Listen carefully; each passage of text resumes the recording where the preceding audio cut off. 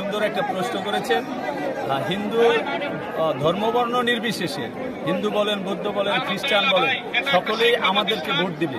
কারণ কি, এ পর্যন্ত আপনি লক্ষ্য করে দেখবেন কোনো অন্য ধর্মাবলম্বী মানুষ, কোনো আলেম দ্বারা, কোনো ধর্মভীরু মানুষ দ্বারা এ পর্যন্ত নির্যাতিত হয় নাই, কোনো অত্যাচারিত হয় নাই, কোনো বোন ধর্ষিত হয় নাই, কারো সম্পত্তি দখল করছে এমন কোনো উদাহরণ দেখাতে পারবেন না।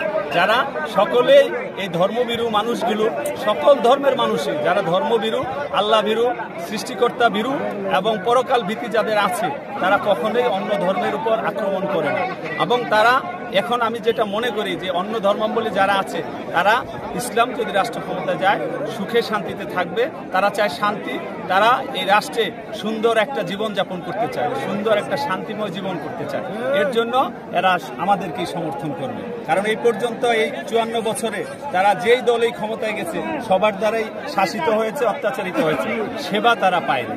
এর জন্য আমাদেরকে সমর্থন জানাবে।